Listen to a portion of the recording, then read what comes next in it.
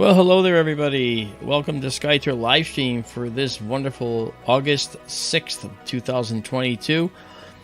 It's good to see you all here, and of course, SkyTour livestream would not be complete without Daryl Mason. Hello, Daryl. How are you? Hello, Mark. I'm well. You? Hello, everybody. Fine. I'm doing fine, thank you. It's good to see you here with us. We're going to be checking out some cool things tonight. I have a feeling that the moon is, well, on Starlink satellites, as you can see, the moon is going to affect viewing a little bit, but we're going to look at some clusters. We're going to look at some other things. If you saw the Facebook post I put up, you saw the entire Veil supernova remnant. I actually did the composition, that composite I told you I was going to do. Then it's up in Facebook. It's also on the skytourlive.com photo print site. And I don't remember, I think I also put it in the gallery, so I think it's in the gallery now too. Really looks so cool. You can see the entire extent of the Veil Nebula now, and it's like 3 full moons across, or no, wait, 4, right? 3 degrees, I believe. Yeah, so that's pretty big. The moon being half a degree. So we're like, it's actually around 5 full moons across overall. And so we end up having a really interesting looking supernova remnant. And it's pretty close to us, being about 2,400 light years away. And it's about 8,000 years old, so it's been expanding ever since then. So over 8,000 years, it looks that big in the sky. So the universe is just very dynamic. I want to thank our attendees so far. Bonnie was the first one here. Hello, Bonnie. You win. Okay. PG is here with us, as well as Raymond Bobel. Hi, Ray. Good to see you, man. And thank you for the donation. That was really kind of you. And along with Ray, Bonnie, and PG, we have Robin Curtis is with us. Hey, Robin. And Simon Thompson. What's up?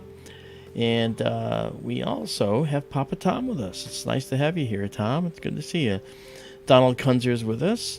And it's nice that you decided to come out and spend an evening with us. We're going to go for as long as we can while the clouds are out of our way.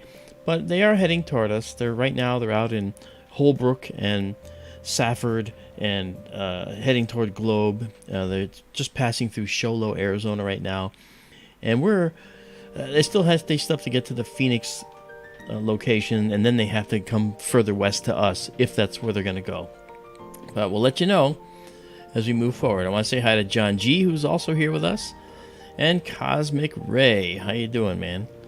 It's good to see you here with us. C&D Boy's with us. That's from Canada, our Canada boy. Alice Pooper is with us, and Gina Young. Good to see you again. It's been a while, Gina. I'm so happy you could be with us, along with Vera Lucia Campos from Brazil.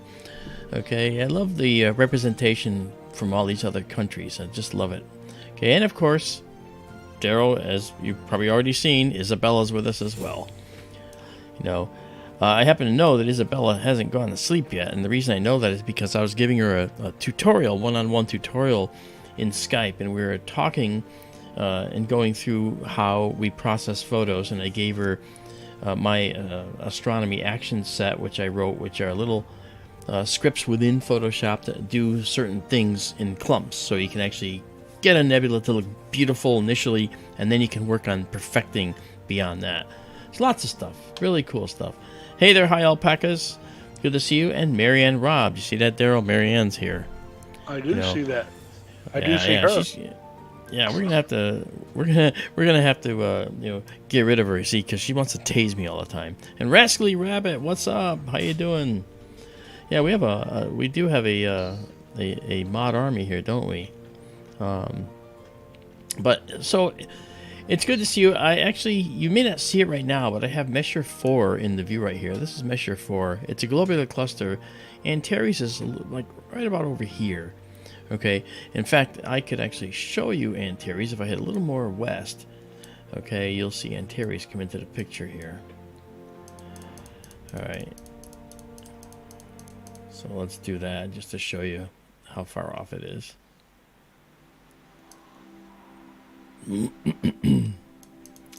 As I said, we're gonna go as long as we can with the skies tonight.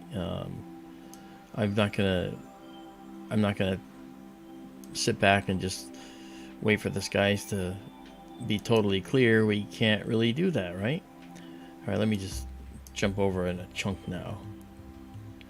There's Antares right there, and there's Measure 4 right there. So this is pretty cool. So that's the brightest star in Scorpius the Scorpion, the heart of the Scorpion, and this is the globular cluster that's over there. And let's actually try let's try this. Let's try and do a 15-second shot here. And it's not quite dark out there. I know it looks it up there in the observatory building. Okay, this is the building right here. You can see the telescope in the building. This is our telescope control program system at the top. This is our camera control on the right. This is, of course, our main view. This is the telescope computer. And so we are going to try and do this 15-second shot.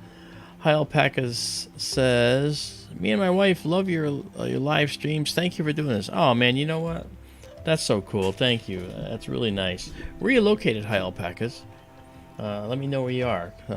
See what you're dealing with for time. Anyway, let's check this out now. Let's do a 15-second shot, as I said here. We're going to do it at 300 gain, which is, this value here, the gain and the exposure are the two most important things. I'll worry about all this stuff, okay? And I'll share with you what it is as we go. But here we go. Let's go down now, and we're going to make sure that we're going to come in here and just do a quick live stack. And that means we're going to take one picture and then a second picture and align them on top of each other and just stack until we get lots of data on top of each other, which makes all the data, much, much brighter. And that's a little bright. So we're going to just fix that right now. That's bright, all right. Yeah, it is. Yeah. It's not the brightness I want. A little bit too long, I think. Hey, Lene, how you doing? Lene M is from Australia. Where are you down in Australia? I'm going to do a 3-second shot here. And then clear the stack. Try 3 seconds.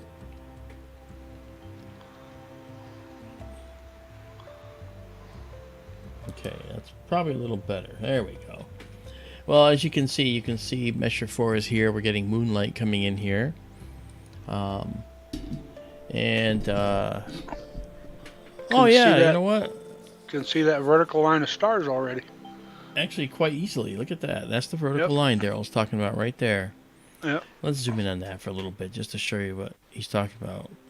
Okay, so here in Measure 4, by chance, you have this alignment of stars. It's a real thing. It's really there, but it is just a happenstance. It's not anything that indicates anything other than just a happenstance.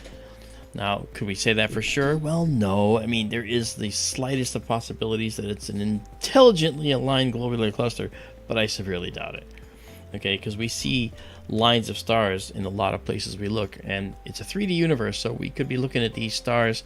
Some are far more distant, like this, and some are closer, but if they look like they're in a line, then you might see them looking like they're in a line, but they're actually at various distances. So from any other angle, they might not look that way. Yeah, a lot of globulars, they have sort of distinguishing characteristics, and the propeller in M13 is a classic example. And you can look at that M4 tonight. here, it's that line of stars. Yeah.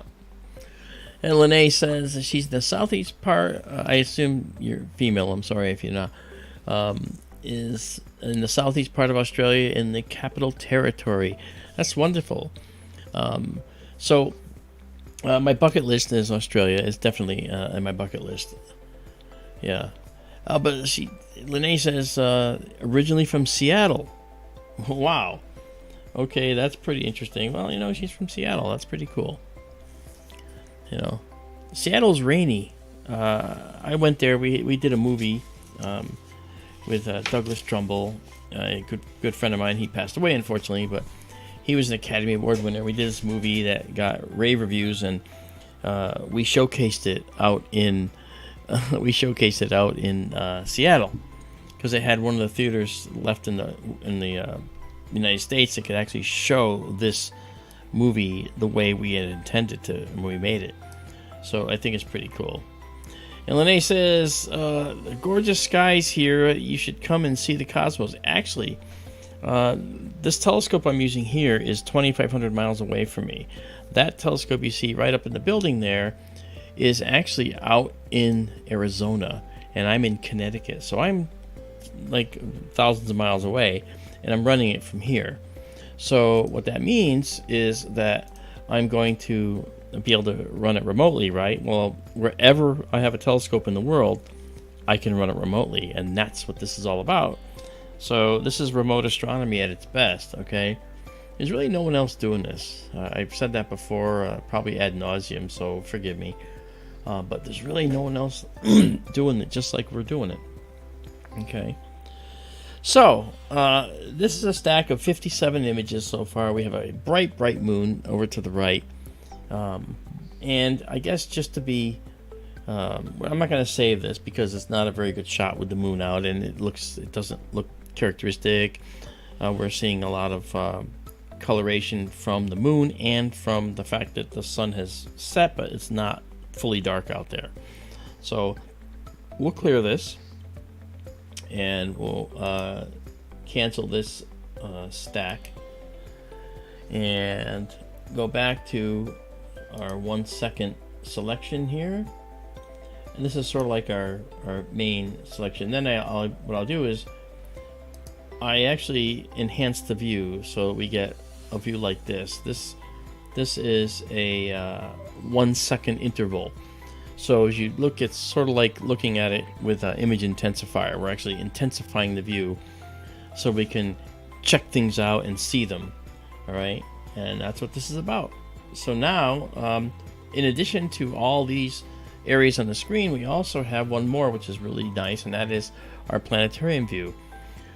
Our telescope is hooked up to this planetarium, and we can actually view everything in the telescope we want by just telling it to go there. So for instance, I'm not sure how this will work with the moon, but we'll try it. We're going to see if we can tell the telescope to go to the moon.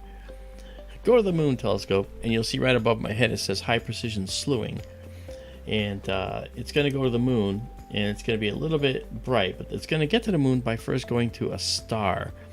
It says high precision slewing, and that's right up there, and it's going to give you the name of the star, and it's going to Dishuba, and it's going to center Dishuba, and then it's going to go to the moon, which it may have just done, but we have to drop down our sensitivity tremendously because we have an extremely sensitive camera. So there we go. All right. Dishuba is... I'm sorry. Dishuba is the scorpion's forehead. Yeah. Okay. So let me get rid of this guy. And, I mean, I'm dropping things down to... I have our gain set to 0, and I'm going to bring our time here down quite a lot more, and you'll see that it's still almost too bright for our telescope or with our system here. So what I'm going to do is I'm going to go down to 75 milliseconds. And as you can see, that's got to go even lower than that. The gain is 0, and this is not doing anything. So I'm going to go down to 20 milliseconds just to show you the moon. Alright, so I even have to go less than that. So we're going to go to 10 milliseconds. Alright, there we go. And now we can zoom in on the moon. And we had done our focusing on the stars. So this should be relatively focused. There it is. We're just past first quarter. And first quarter is when this shadow line looks like it's running straight up and down. Yep. I And see first quarter. Tycho. Yeah, Tycho is right here. I see Yeah. Clavius. Clavius is right here, I believe. Oh, no, this is Uh, Clavius. yeah, the big one right below Tycho. Yeah. And there's Copernicus. And there's Plato. Plato is 60 miles across, just to give you a little scale. All right. Yeah. So it's just a beautiful moon. As astronomers, we don't really like the moon too much. It gets in the way of a lot of things. But you know something? We can deal with it. And we will.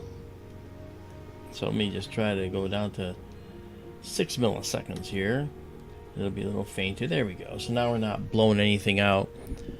But there you go. And we can actually play with our data over here. You can see this area right here. This is actually the data.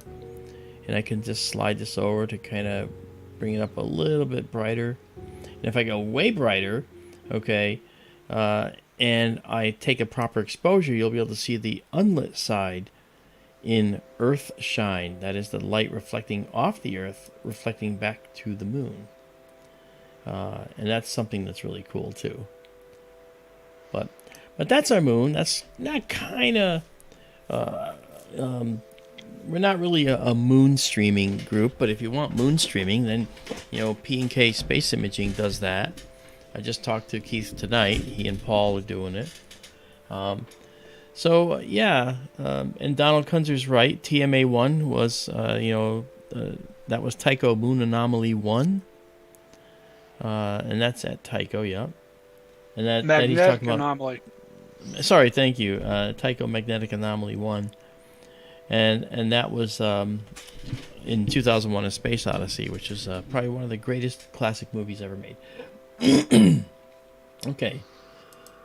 So, that's the moon, and as you notice, the moon is kind of near the horizon here. How near? Well, all we have to do is bring up our values here. You can see it's about 24 degrees above the horizon. We want to look at some other things. And I figure while we're here, and before we head up anywhere else, let's go check out one of our favorite spots, one of our favorite objects. And even with the moon out, this will look beautiful. And it is this guy right here, known as the Hourglass Cluster, but you'll know it as something different once I get there. All right. Hello there, Suzette. How are you? Thank you for coming and spending time with us. I hope you enjoy the music and the fun and the beauty of the night sky. And we're going to move the telescope now over to this new object. Okay, and there we go. It's on its way. You can see the telescope moving over my head. It's going to move to a star that's going to be used as a waypoint star. And we're going to go to our 1 second shot here. And then do our... There we go. This is our image intensified view that we use. And let's see what happens here. Let's go and go down to auto mode, fill the screen with whatever we can. And hopefully the building didn't get in the way because I didn't wait long enough for this to come up.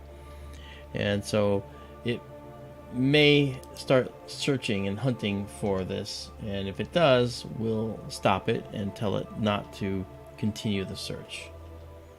But we'll see what happens.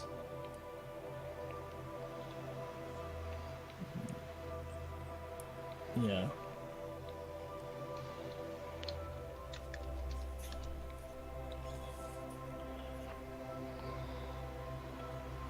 Yeah, see, that's what it does. The building got in the way of its hunting properties, so not a problem. I can just bring it up there manually for this because we're not fully out of the way of the building yet. But I'll figure that out here in a second. With a lagoon? So, Yeah, it's if you look, it's not quite, not quite. Well, Sagittarius ought to be just about on the meridian by now. yeah, but the star itself that it went to hunt for was not. Oh, okay. The guide So star. that, yeah, so that fooled it. And you also find as we move through this, guys, that this is one of those things that will happen from time to time, that the database has the wrong data in it. Suzette says, fine, thank you, Mark. I'm a former rock star. Oh, do tell, Suzette. Oh, we got to hear about this. Let's hear it. Tell us your story. Okay, well, meanwhile, while we're waiting for Suzette to tell us that, I'm going to drop us into the Lagoon area here. Alright, so we're going to center that up. Okay. Also, by the way, just so you know, this red square you see here in the screen, that's the field of view of our telescope in this mode where we actually have it fit to the screen, okay? So that's our view, all right? And now I'm going to bring the telescope down, and you'll see the lagoon come in. And even on a moonlit night, it's going to be beautiful, I suspect. The sky looks a little blue, again, because we are looking at the... it's not quite dark out there yet. Here it comes. Alright, so let's go down here. And again, this is just our image intensified view. This is not our actual telescope view. Our telescope view is far better than this. This is just a finder scope type view. Okay, let's head to the west and move this over to the... I'm sorry, to the east I meant. I apologize. Because there's a lot of data in here, a lot of stuff that you gotta see, guys. It's just incredible. Measure 8 is this is Lagoon Nebula. Measure 8 is a stellar nursery. Stars are forming there, and we're seeing that there is one particular star that's probably responsible for illuminating the entire nebula. And that star is a very, very hot star. Most of its energy is being given off in the ultraviolet range, so you couldn't even see it with your eyes, yet your eyes would be burned right out of your head if you actually looked at it up close. And so this particular star is called an O-type star, and we measure stars by their color and by their temperature, mostly temperature and brightness. And it goes from hottest and bluest to coolest and reddest, and that goes from O to B to A to F, G, K, and M. And if you're a old-fashioned astronomer, you remember it with a mnemonic that says, "Oh, be a fine girl or a fine guy and kiss me." O, B, A, F, G, K, M. I just remember it because that's what I know. You know, it's O, B, A, F, G, K, M to me. All right, so let's just do this. Let's bring this over enough just so we can get the entire nebula in. Believe it or not, the whole nebula will be in here, but there's more stuff out here that I'd like to show you. Not sure we'll catch it yet until it's fully dark, but we're going to do a 25-second exposure. And as you can see over my head, just above the skytourlive.com, which is our portal to enter into our website, to see the photos, to get prints, and to actually go onto the database, which is free for you to do, and download any of these photos you see us take. This, above that, you can see this right here. This is our guide scope, and it's currently locked onto stars and guiding. So now we can do an exposure that's multiple seconds. And so here we go. That was probably a Starlink satellite that you just saw come through here. All right, let's do this. And we're gonna get rid of our night vision mode view, our finder scope view mode, And now we're going to go into our stack. That's the previous one. So we're clearing it. Okay. And it's did the wrong thing there. I wanted to do 25 seconds. It did 25 milliseconds. So we'll do it again. There we go. Okay. All right, so now the stack is now going to basically add, it's going to take an image for 25 seconds and add another one on top of it, another one on top of it, another one on top of it. The first one is pretty noisy. The second one is actually going to be pretty nice, okay? So first thing we do is we align these curves. We get the color corrected. All right? Need to adjust your gain, Mark. Oh yeah, I'm at 0, aren't I? Yeah. But nevertheless, okay, you can see that we still have a beautiful nebula regardless. Wow, right? 0 gain? You got it. Wow. So now we're going to go up and we'll clear it again, but I'll show you what's going to happen. We're going to go up to now to 300 gain. Okay? And so now you can see what it looks like with that, and we'll clear this. Actually, let's let it come through. Let's see if it looks any different. At 0 gain, you have the least amount of noise, by the way, so this could look gorgeous. And the second one just came in, so I have to actually align it again, align the curves, and do this. Look at that. Wow. Now that's really pretty, but it's noisy. Necessarily noisy because this is only one exposure at this gain. Alright, so when the next one comes in, and it's going to be doing this now, so I'm going to actually clear this and let this redo this, and it'll look much better.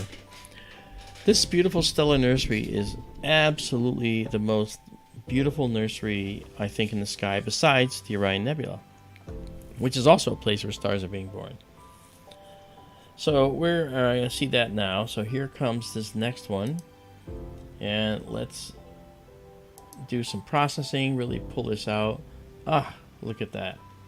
What a beautiful, beautiful nebula. And now this is with the moon is it's called waxing gibbous right now, although it's not as big as, you know, it's past first quarter. So technically we'll call it a waxing gibbous moon. But this is stunning right now, and that's what you said, Linnea. Thank you.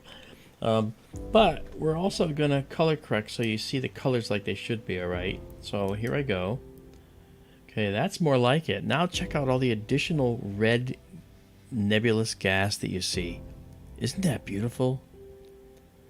You know, and coupled with this music, I think it just makes for such a beautiful night. And you know what? We don't need to sit back and just stare at it on a small screen. I think what we can do is, while we're bringing this in, okay, and again, it's the Lagoon Nebula. Just put that out there for you. Let's focus on just the Lagoon. Bam, pull us out. There we go. All right, and so now we have the Lagoon full screen. Oh yeah, look at that. Yeah, that's just beautiful. We have a cluster right here, which is really interesting. Okay, and this area up top, this is the area that I really think is pretty. And, you know, there are subtle little details in here, which are just, look at that little curly Q right there. Isn't that something? See that thing right there? You can just barely see it, but it's there, you know. And then over here in the lagoon, this bright spot here, this is where that O star is. That's actually that bright hot star, which is actually causing the glow you see in this entire region. So these stars have quite a reach, you know, and we see these beautiful undulations here in the nebula here. We see beautiful edges here. It's just stunning. And all of these things have been studied to the nth degree by astronomers looking at this nebula. All right. And using more than just visible light, we're looking at visible light. And more than just visible light can show us other things going on in there, like infrared light. Infrared light shows us some really interesting stuff going on here. Now, let's just zoom in while we got it here. We'll just check this out. Wow, look at that, huh? And this is live astronomy, guys. This is live. Not a photograph taken from a book. This is happening live. If something were to change in this nebula, we'd see it right now. Just like in 2019, we were doing a lunar eclipse stream, and we're one of 5 groups on the planet that caught a meteor hit the moon during the eclipse. Right at the height of the eclipse, the moon was red, and bam, we saw a meteor strike the moon. And we caught it on video, and it's on our playlist. You can go see it. But this is something. Now, little description here, and Daryl knows about this stuff too. If you look really closely, you can see that there's dark areas in here, right? These dark black areas, and especially like this guy right here. These are all very important areas. These are areas where there's condensing clouds, gravitationally condensing clouds of dust and gas. This is what makes a stellar nursery a stellar nursery. And so when you look at something like that, right, and we are at high gain, we're at a 300 gain. When I shoot this at 100 or 200, you don't see this mottled noise down here. It's actually cleaner, but it's not as bright. You don't see as much detail. But like right here, okay, this gorgeous area right here, you can see it's got a trail behind it. It looks like a dusty black comet, doesn't it? But that's because this is dust that is actually being pushed back behind this object by something else up here, another star, possibly. That star could be hidden inside more dust and we might not even see it. So again, the universe is 3D. You got to remember that. Some things are closer, some things are farther away, you know. And that's how the universe works. Those are called booger objects, aren't they? Well, we know we have the Boogeyman Nebula, right? Yeah. Well, That's sorry, a dark nebula. that term is offensive to some people. It's a Bach globule, of course. Yeah, that's true. And it's not that, you know, I'm sure everybody that has kids has heard that term many times. Hi there, Ubaku, good to see you. But I will say this, you know, the Bach globules are these dark condensing areas like this and like this. Okay, this is not a Bach globule. This is just this is just an area right here where there is a line of dark material, dark dust. But this right here is a Bach globule. That guy right there, that's a Bach globule right there, and that Bach globule is a condensing, gravitationally condensing area that might eventually make stars and or possibly planets. And that's where they all come from. For me, you know, I'm an astronomer. That's what I went to school for. So when I look at these things, the most exciting stuff to me is not necessarily the stars and not even necessarily the beautiful nebulae, but the dark dust. Because you see the details, the secret of the universe lies in these dark nebulae. Because this is the stuff that makes planets and stars. Okay, so that's where it's at. Dark nebulae are my favorite things in the entire universe, and we can even see them, as you can see, on a moonlit night. You know. Okay, I'll take us out to our full frame-fitting view. Here we are. Look at that! Isn't that beautiful? Wow. And let me bring back my telescope here. Just make sure I look at the telescope and everything. Isn't that something, guys? So look at this area over here. This area really is special. I'll tell you why. As we zoom into this area, okay, the main object that people look at is the lagoon over here. What they don't see is all of these amazing bluish nebulas and red arcs. And then these snaky lines of dark dust that's snaking through the universe. Lene says dream career. You know, you're right. It is. And you know why they call it that? They call it that because you do your job when everyone else is in fact dreaming. Because we only go out at night, right? So, but it's true. It is one heck of a career to have. Here you see another one of these blue nebulae. It's almost imperceptible, but we can see it. And this, by the way, this is a 25-second photo. 25-second photo, stacked, of course, but 25 seconds is like amazing. We've stacked 19 already, and we're going to go to 20 before we move on. And this is with a moon that's past first quarter already and near it. It's nearby, but it's not hurting us because we're using special filters in order to do this. Okay, 20 stacked. So that brings us to the next phase. I hit pause here, and I'm going to now name our object up in here. This is where I name the objects. This is going to be Messier 8, so it's M8. Okay, and that's the Lagoon Nebula, Lagoon Nebula. And I title it an EM. It's an emission, or EN rather, an emission nebula. Okay, and that's a stellar nursery. And now that I've done that, what I can do is I can hit save, and you'll see another bar show up across the top, and that shows you that a file of the name .fits or fits was saved. That's the raw data.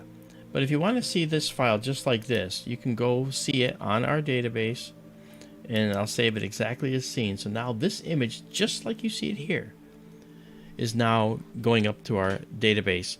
And you can get to it by going to this portal here, skytourlive.com. I want to take a moment to mention that Izabela Melamed, who is from Sofia, Bulgaria, she's in our chat.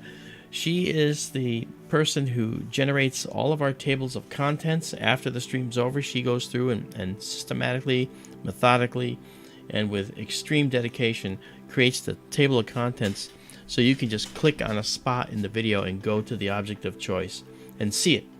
All right, and those end up in the description. Now the best thing about that is that Izabela used to put up the direct links to where all these things are, but now you can do it by just going to skytourlive.com or skytourlive.org. No charge, everything's free that we do. All right, so you can go there, and then as you scroll down, the very next section underneath the main section, which had the Horsehead Nebula on it, is going to say, let's go to the database, give me some cool photos. And when you go there, you're going to end up in a directory structure, and you're going to drill down into the directories by just a single click, and you're going to be able to see these objects directly. And I think it might be a nice idea to actually show you that. So I'm going to do that here in just a sec to give you an idea what that looks like. All right, so right now our cloud situation is good, but now we're going to go and I'm going to bring up this other screen here to show you. We've got multiple screens here in the bunker that we work in. All right, and I will show you our directory structure. This is give you an idea of how to do this. Okay, this is going to be a bright screen. It's not going to be pretty like this, but here it is. Okay, so you're going to get to here, and you're going to see the date. Okay, the date is the date of the fact of when we did this. I'm going to just take off our object ID. Come over here, you get off the screen, and now. For instance, right now, tonight, oh look, it says 8/6. Well, that's tonight. Let's see what's up there already. We have Lagoon Nebula less than a minute ago. There's 2 images here so far. And here is that processed image I just saved up here. This was just sent up from the observatory 2,500 miles away, sent up to the cloud, and put out in a database that you have direct access to. And you can go see this and really enjoy it, and I hope that you will. So that's an example, and if you're of a mind and you're interested, in a short amount of time you'll actually be able to see the uploaded stack as well, which is raw data which you can process yourself if you wish to. Okay, but that's how this works. So you'll see the date, and then there'll be a title. That's that title I put in. Remember, M8 Lagoon Nebula, EN Emission Nebula. Okay, so There you go. Now you know. And off we back. Now we're back. Okay. So there you go. I wanted to just get that on the record so people knew what to look for and what to do. And there you are. And Izabela put the link up as well. Thank you, Izabela. Very nice. Okay. So now we've got this up there. We've saved it already. And you can go explore this image to your heart's content on the Lagoon. And I think what we'll do now is we're going to go back to our 1 second shot and then our beautiful image processing mode. I'm sorry, our night vision mode. And I will go get rid of the stack because we're done with that. And then we'll see what's on the sensor at the moment. Right here and there. Okay, so now we're gonna go to our night vision mode. There we are. Alright, so the Lagoon is in here somewhere. We just have to go back and locate it. We did move it over a little bit, so it's gonna be right here on the right a little bit. Well, there we go. So now we can go back to our planetarium side and move up the line. And I think maybe it's kind of cool. What do you think, Daryl? You want to do the small Sagittarius star cloud, then do the Omega and the Eagle? I think you missed the Trifid. I did. You're right. The Trifid's pretty. Okay, it's right next door to the Lagoon. Yeah, I can actually get there without even using that. We'll do that. Yeah, he's right. I was getting too excited. I wanted to move on, and I didn't really consider that it might be good to just move a little bit. Would you still like to try M94 tonight? It's going to be kind of near the moon, isn't it? Near the moon? No. The moon's in Scorpius, and M94 is in Canis Venatici. So it's going to be up north then. Yeah, northwest. Okay. Well, I think we can try it then. We'll do the Trifid first, and then we'll do that. Okay. Here's the Trifid. See, now we could get both in the view, but only parts. So we do one or the other in this particular case. Our view is 4 full moons across and 3 full moons tall. So we have a lot of real estate that this telescope can see all at once. And our system actually runs 25 times faster than a comparable system. We've got some nice additions. Go ahead, Daryl. You should try mosaicing M8, M20. And I believe that's M21 just to the upper left of M20. Yeah. That's quite a field. This is a really pretty shot, guys. So what we'll do is we'll wait for our guide star to be picked and have it start doing the guiding. And there we go. You can see the numbers starting to change. And what we'll do now is we're going to do a 30-second shot of this. All right. And that 30-second shot is going to show up in the stack that we're about to do. Okay. So we're going to now live stack this. You thought that this was beautiful, right? Well, we're going to clear this now, and we're going to end up seeing the next object. And I have to first change this shot length. I did not change it properly. 20 seconds. There we go. All right, so our exposure's underway. You can see it over there, the yellow bar. And we will clear our stack here. So we start with a black screen. So what's going on right now is that the sensor in the camera, it's a dedicated astronomy camera running at 10 below zero. That's we run the sensor very cold. Okay. And it's a dedicated astronomy camera that gives us this beautiful view. Now let me first process it so you can see what it really looks like. Wow. Okay. And we'll color correct it too. So now check this out. This is the Trifid Nebula, and it's a beautiful stellar nursery as well. And it has these 3 lobes, apparently, right? 1, 2, and 3. And the reason it looks this way is because of this dark, filamentary-ish looking dark nebula that's running through it. That's in the front of the nebula, and the nebula is a big bright patch behind it, so that's why it looks this way. It's being obscured by this dark material.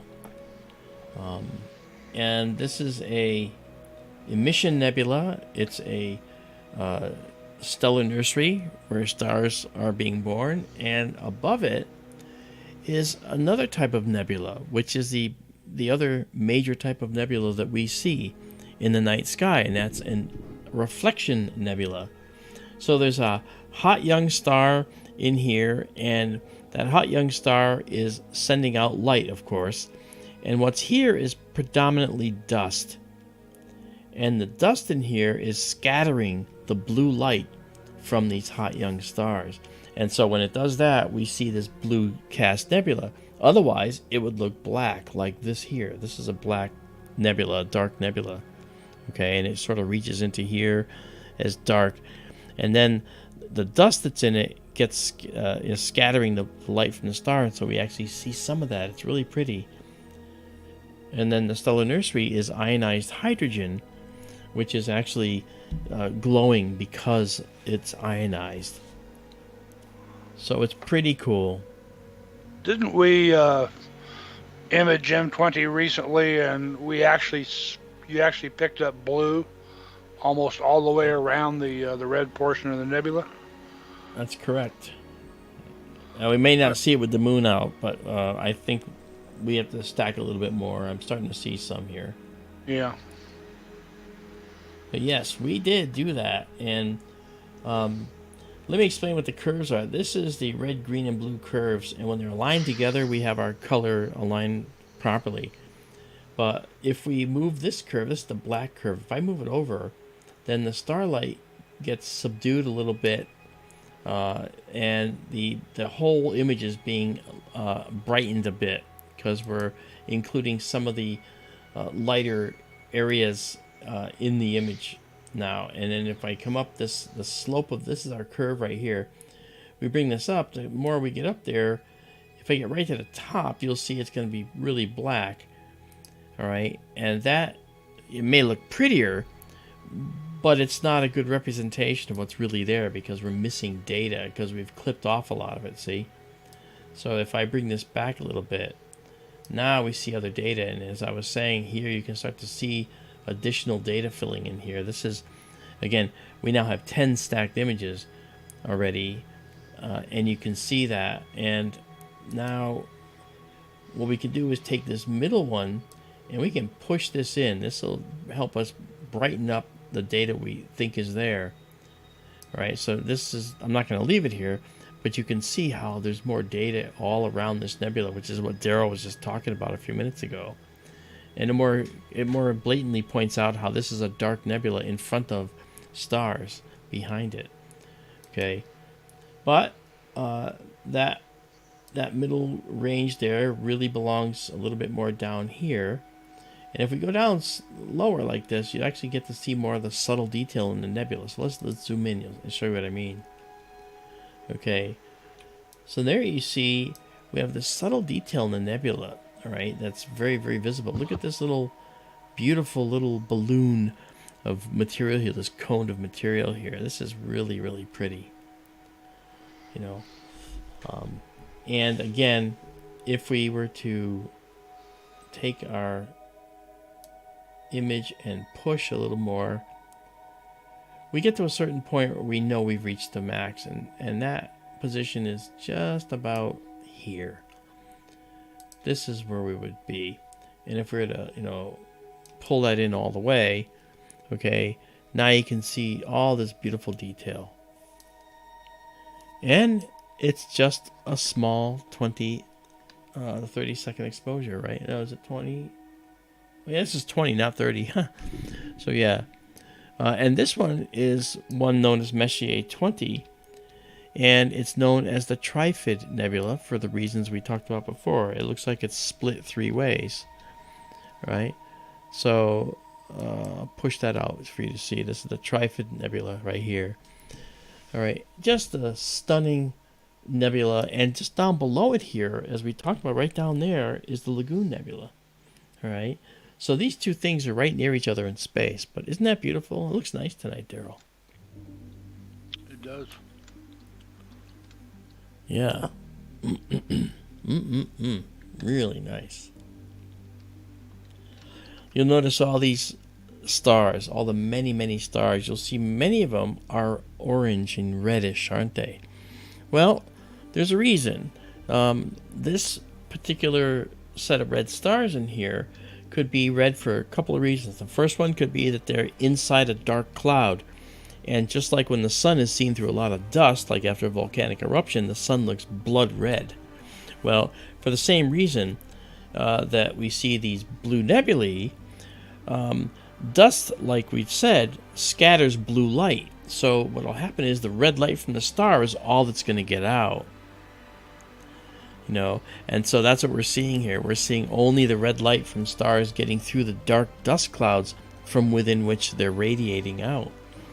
That's one way. The second reason is that they could actually be red stars, M-class stars, not O, B, A, F, G, K, but M stars, which are extremely faint stars. You cannot see a single M-type star with your eye. You need a telescope. And obviously, our telescope here is pretty ideal for that. Let's pull the title away so you can see what's going on. So there's all these beautiful red stars in here. Some of these, as I said, are in the dust and their light is reddened. And some of these are not. Look at the detail in here. Now I'm going to take it a step further. I'm going to go in to my enhancement tab here. And I'm going to add some sharpening to this dynamically. Watch now. Watch these dark areas. Ready? Here we go. Look how clear they just became. Look at that. Look at that. I mean, this is really showing beautifully. And I actually say, Daryl, even with the moon, I think this is one of the better Trifid nebulas we've ever seen. It's very nice. If you notice the dust, it looks brown. It doesn't look black, and that tells you that you're getting the right color, because the dust is sort of a brownish color. Over on the right-hand side, you can see some wisps of dark nebulosity also. Over here? Yes. Yeah, right there. Let's zoom out and see what else we got. Yeah. There's a big dark patch at the upper left. Yeah. There's, I believe that's M21 at the top left. Yeah. We got dark patches here and here. The galaxy is full of dark nebula, guys. Full of it. You know? And Cosmic Ray says, if you stared into the eyepiece for an hour, you'd never see this. That's true, because your eyes don't accumulate light like a camera does. It's instantaneous. Once it's in, it's gone. You know? And so that's why the camera taking these time exposures is ideal. As well as the music. Beautiful music to go with all this. So yeah, so there's a Trifid. We've got 27 stacked, and we're going to stop it here at 28. All right, and we'll say pause, and I'll rename our object up here. Not there, but here. This is the Trifid Nebula. All right. And we'll go down here, and first let's go back to bring the telescope back up into view. Okay, and now we'll save it, and this will be up on the database, as I pointed out to you earlier. This will be up there now for you to see, and just like this, in fact. So I'll do a save, and then save it exactly as you see it here, with all of the sharpening and the color processing, all that. This will show up there, so you could download this and enjoy it for yourselves. Okay, and now we can clear this and move ourselves up a little bit. We're going through all of the beautiful summertime objects that are really pretty. And just above there, we are actually, here's the Lagoon, here is the Trifid Nebula, and if you want to see where we are, okay, you'll see that we are actually past the southern meridian by just a little bit. So we're like leaning over now. You can not really tell that from the way the telescope's looking, but it's happening. And now, the summer stars go fast. they do, you know. Little short nights, I guess. Yeah. Can you zoom in Stellarium on M20 for a second? Yeah. Thank you, Vera. Vera just gave us a beautiful contribution. Thank you so much. That's so sweet of you. She's so nice. He is. And then I'll back out a little bit. Identify that object to the upper left of the Trifid. All right. A star cluster. Yeah.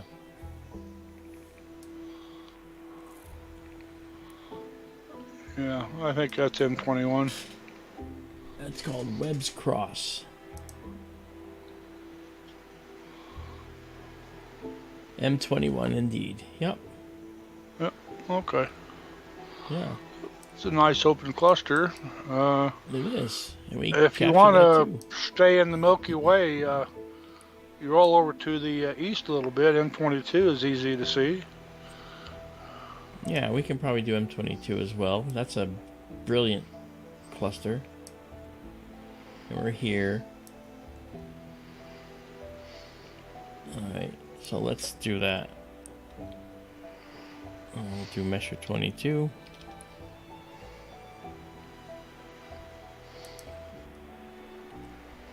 Alright. Alright, we're going to go there now. Let me just bring back my telescope control, and there we go. And now we'll go to Measure 22 is a beautiful globular cluster, and we're going to be zipping on off to it right now. But first, cluster. That's another of those Stellarium names. Not my saying. Yeah, so let's do our image enhanced intensified view. And we are, there's a cluster there too. It's a globular. As we're looking at our waypoint star, let's go back to our auto frame fill here and see it. That's Caus Borealis. That's the top of the teapot. Yep. And we have a globular there. And a globular there.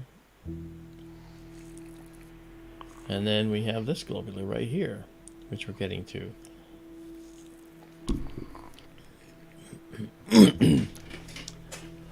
Oh, Lene, I'm sorry you're watching on a phone. I wish you... A lot of people, when they go on our streams, they actually will put them up on their big screen TVs. It's like watching a movie, right? Because, we tend to be a lot of fun with all this stuff. So, let me move us up a little bit. There we go. Let me check our positioning.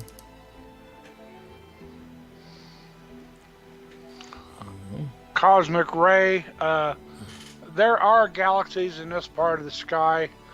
Many of them are hidden behind the disk of the Milky Way, though. That's true. Okay. We've said before, usually springtime is and early summer is galaxy season when we're not in the plane of the Milky Way. All right, so Measure 22 is now centered properly, and we will do a 25-second shot of this. And there's a lot of stars around this object, as you'll see. It's a beautiful, beautiful globular cluster. It is. If it was farther up in the northern sky, it would it would compare favorably with Messier 13, the Great Globular and Hercules. I It's agree. still it's a very nice globular though. You're about to find out right now. There we go. That's the first one. Now the first one is going to be noisy, as I said. So I want to show you that. Okay.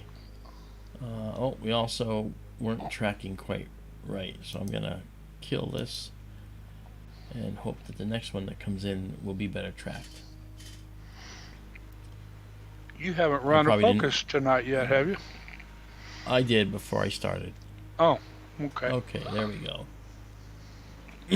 Alright, so here is Measure 22, and let's do one thing here. First of all, let's go into our histogram, which is our data, our set of curves. They're almost aligned with each other, but just to give them a little alignment better. And then we can do a little processing. And the best thing to do with a globular cluster is to kind of relax that central brightening. And we do that like this. And we also pull this out a little bit to kind of soften the background just enough. And that allows us to see what's going on in the cluster just a little better. And you can resolve it right to the core. That's what that means. So you can see stars right to the center. Now, we'll zoom out a little bit. Alright, and you can see this now. And it looks a little bit reddened, but that's just a artifact of our telescope system right now. I could actually drop out the red a little bit more to kind of show you more what it looks like. Okay, this is a little closer. This right here is a little bit closer to what it really looks like. It's really pretty. And again, we're going to get rid of a lot of the noise in the blackness, the noise in the dark. Okay, that goes away when we actually stack images because the noise is random. The stars, their placement, the placement of dark nebulae, and thin, faint tendrils of dust, that's not random. That's actual data. And that'll actually rise to the top as we stack more images on top of each other.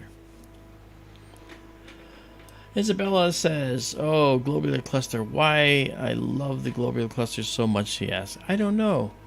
I think because I've described them before as exploding snowballs of stars. And that's kind of what it looks like. And Linnae says, oh, thanks, I should have,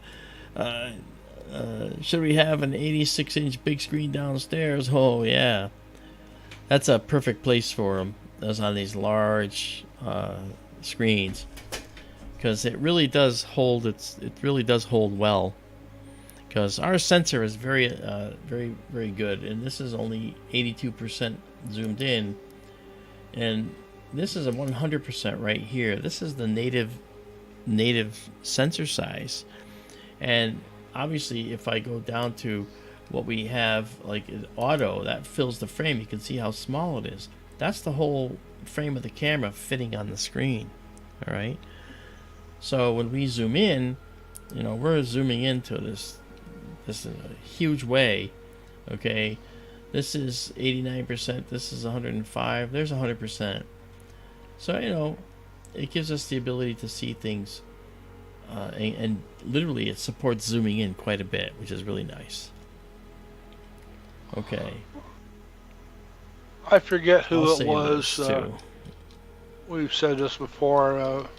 Harlow Shapley or Vesto Schleifer, one of those guys back in the day, did a statistical analysis of globular clusters across the sky, and this is one of the ways they determined that the center of the Milky Way is toward the constellation Sagittarius, is right. because the globular clusters all kind of center on Sagittarius here.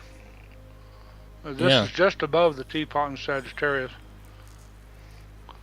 Yeah, it's just something else. Alright, so now we have 10 stacked. That's probably good enough for Measure 22 because we have so many more things to look at before we lose it to clouds tonight. So we're going to save now. And I got it set to M22 Globular Cluster. It'll be M22 GC for Globular Cluster. Can we And try then save something real quick? Scene, yes? When you're done here. What would you like to try? That other globular we saw in Stellarium Yes. that was very close by. It looked pretty big also, actually. I just wonder if we could take a quick look at it. Okay. I'm going to clear this and get rid of it. And go back to our 1 second quickie and go to our image enhanced view. Okay, so where are we going now, Daryl? Go to Stellarium for a second. And, okay, that other, there, it's Tadpole Cluster. Tadpole? That must be, yeah, that must be the other globular we saw. Okay, well, let's head over there. That's going to be toward the west, so we'll move west. Just a little bit. It's almost in the same field. Yeah, it almost is, yeah. So let's do this. And this is a direct correspondence. You can actually see it. It's very close to being right where it should be, but I can correct that as well. Yeah. And Right, if you see that star down at the bottom right in Stellarium, Caus Borealis, that's the top of the teapot. That's the top of the bow of the archer right there. Alright. So right now we should have this. Well, there it is. Not very impressive. Are we sure that's the same one? Well, it's the only one there is. Let me go make sure, actually. I thought we saw a more prominent one. We did.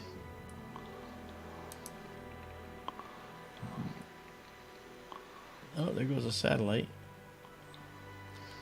Yeah, that's the Tadpole Cluster right there. That's about it. Okay, never mind. Carry on. Carrying on. Okay. Would you excuse me for a moment, please? Yeah, go ahead. I will be moving on to one of the probably the Sagittarius star cloud. Very good. I'll be right back. Alrighty. Okay. Actually, we're going to go a little bit more north at the moment. We're going to go to what's called the Wild Duck Cluster, which is part of another star cloud called the Scutum star cloud. So here we go. Off we go. And we don't need this this here, so we'll just take that out of there. You'll see the telescope is now pointing higher in the sky because we're moving up the Milky Way. Hi, Fantasy. Good to see you.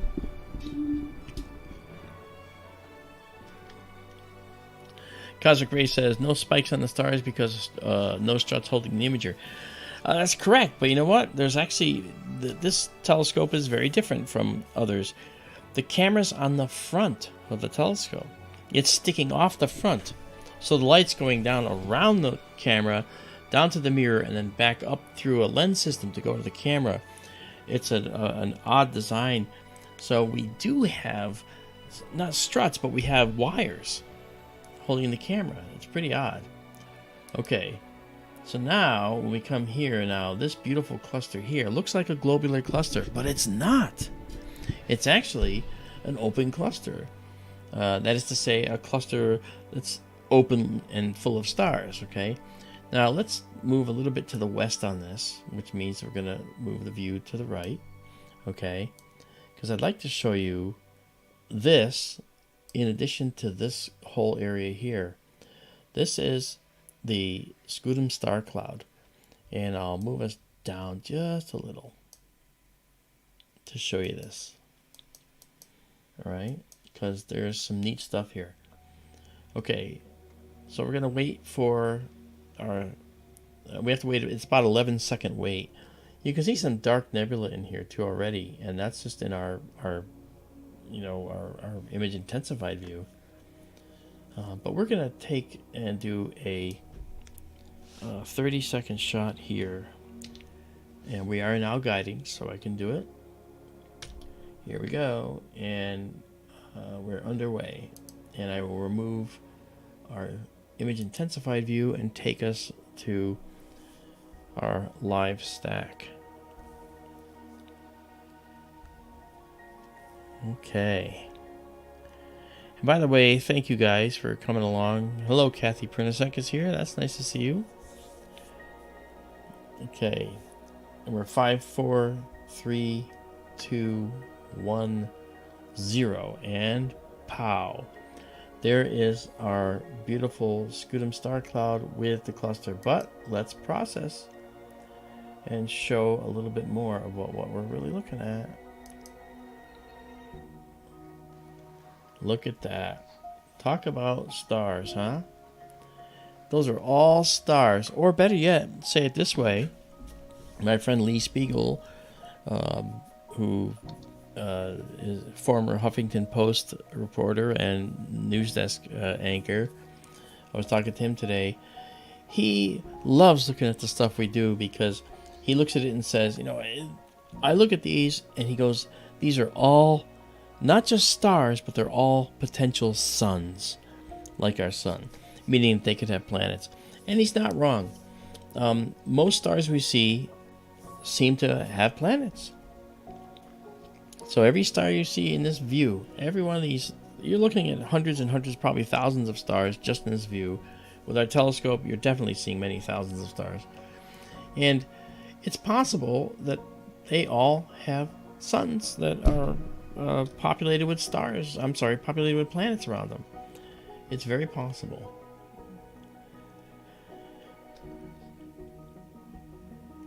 So this is Measure 11. It's called the Wild Duck Cluster. And there's so many stars that the exposure is almost too long. And to see it better, we would actually have to take down the brightness of the stars a little bit. So take them down to allow you to see what's going on more. Isn't that crazy? So this is M11? Yes. I should have known. And the Scutum star cloud. Yeah. That's okay.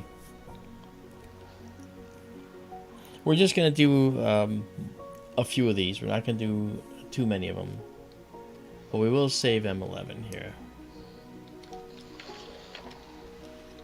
And M11 is an OC, open cluster. Very Lucia Campos, thank you. Don't forget to like and subscribe. That's right.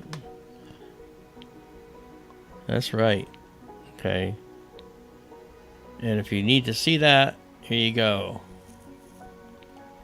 Don't forget to like and subscribe. We love you. You love us. We hope. This is a... Oh, I'm looking up for Ethan. There we are. Yep. Yeah. It's like the only... Come on, move out of the way. Get it. Yeah, there you go. Get out of the way. Thank you. It's a deep sky observatory that is 2,500 miles away, and I'm running it from Connecticut in my observatory control center. Let's see. Robin Curtis asks, what's the difference between an open cluster and a globular cluster? Excellent question. Because, first of all, how they were made it is different. Where they're located is different. How many stars they have is different. Okay, this looks like it could be a globular cluster, doesn't it? But it's not, and primarily because when we look at this, we know that there's not 30,000, 50,000, 80,000, 100,000 stars in it. There's a discrete number that's much smaller than that, right? And that's one differentiating characteristic. Another is the location. Globular clusters are called halo objects. Okay, they're outside the galaxy and orbiting the galaxy. They'll go plunging through the disk of the galaxy and then come up through the disk and around. Some are even further than that. So these halo objects are anywhere from 15 to 40,000 light years away, out in as halo objects orbiting the galaxy. Another way they're differentiated is that they're very old stars. These open clusters are necessarily younger clusters because when the star cluster forms, they form all together, and then gravitational interactions migrate them apart. In some cases, clusters do stick together over time, but that's actually kind of a interesting topic all itself, and we would talk about that at some point. But when we look at another differentiating characteristic, okay, the location, the types of stars, and age, okay, and what they're doing, okay, we see a star cluster like this. They're actually gravitationally bound, and the number of stars is smaller. In globulars, like I said, halo objects, many more stars by an order of magnitude of like 100 to thousands. And these are located primarily in the disk of the galaxy where they were formed. Globular clusters were formed way outside, and the method by which they formed is somewhat unknown. But they're very old stars, you know. Yeah. Have your warning, STLS is highly addictive. Skytour live stream. Yeah, I guess it is. When we say globulars, those are so old. You're talking like 12, 13 billion years old. They are among the oldest objects in the universe. And you're talking billions of years old. And when we see open clusters like this, you're talking maybe millions of years old. So again, they're whole orders of magnitude difference. Mm-hmm. But you can find that some of these. You're welcome, Robin. She said thank you. You're also finding that some of these clusters do stick together into their old age, which is kind of weird, but that does happen. And so all the stars at once are migrating off the main sequence. That is to say, they've stopped fusing hydrogen into helium, and they start fusing helium into carbon. And this makes them bloat and form larger red giant type stars. And that does happen. We've stacked 14 of these. We're going to go to 15. And then we will stop on this. I checked.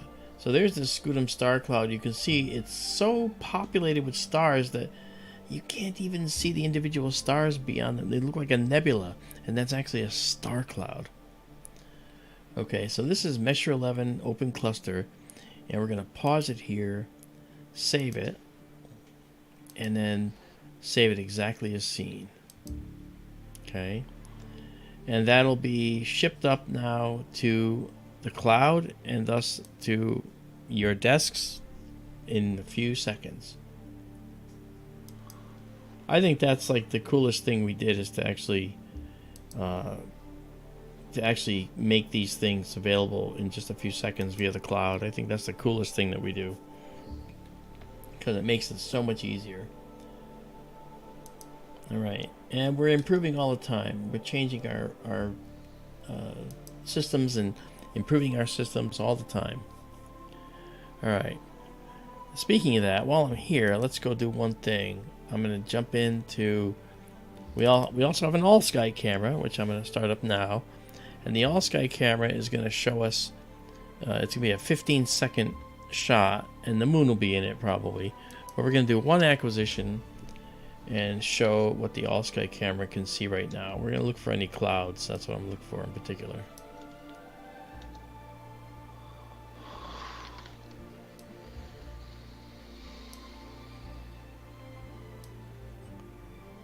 Okay, so far, so good. We have the moon, but we don't have the clouds. I'm very happy about that. These are lens flares on the dome of the camera. Alright. I'm happy with that. So, that means we can continue. Alright. Okay. Next. On The Price is Right. Let's do this. Let's go here. And I went up to the top, but what I want to do now is come back down. I want to go to a famous location called the Eagle Nebula. You know this. because you've seen the pillars of creation taken by the Hubble Space Telescope. Well, that is what we're doing now. We're going to go down to look at those very pillars of creation as well. Okay, so we're moving, and we'll move to a waypoint star. As we've said before, it'll take us to a waypoint, and it's going to take us to this star right there. And I don't know what that star is offhand. Okay, it's Nu. That's Greek letter Nu, Ophiuchi. And it's going to center it up. There it is. There's a satellite going through at the same time. We have so many more satellites now. You got it. Pillars coming up, Fantasy. That's exactly right. Okay. Now we're going to the pillars, and you can see the nebula here. And again, it's a cluster. It's a young cluster of stars as well. And when you see this, it's I'll show it to you here just right now with this setup here. Okay. There we go. And this is a 1 second exposure, so you can see it looks a little noisy, right? But the noise changes every second, right? The stars stay there, but the noise around them changes, and that's why stacking works, because we average out all that noise. Okay. This will be a 30-second shot. All right, here we go. Off and running. We'll get rid of our image intensified view. I'm going to change this to M16 Eagle Nebula, and then do our live stack. Now, just because I did the live stack now while the exposure was going doesn't mean we've lost anything, because it's building up on the sensor and then it's read out now, and that's when we see it. Boom, look at that. There are the pillars of creation right there, guys. 1, 2, 3. That looks really pretty, Daryl. It does. And I see the eagle already too. I've never seen the eagle. Just don't see it. Hey, hi Volkish Fraulein, how are you? Watching from Minnesota instead of Southern Cal. Hey, very good. Thank you for following us around the country, Volkish. That's fantastic. Where's the eagle? Okay, if you see that little black... Head? No, it's much smaller. Right where the pillars of creation are. Okay. The thing on the left there, the dark thing on the left, that is the eagle's wing. Then the dark thing in the middle, that is the eagle's body and head toward the upper right. That's his beak at the top of the right. And then that's his foot, is the third one down under. That's the eagle's foot. Oh, right I there. see. So that leaves out this whole pillar. This pillar is now lonely. It doesn't have any part in the eagle. Well, it's those dark parts that make up the eagle. Okay.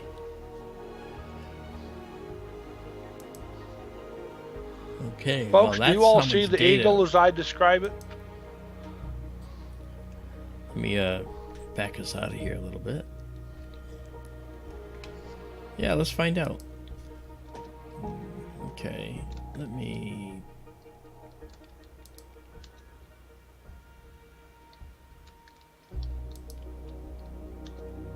Alright, so we'll do that.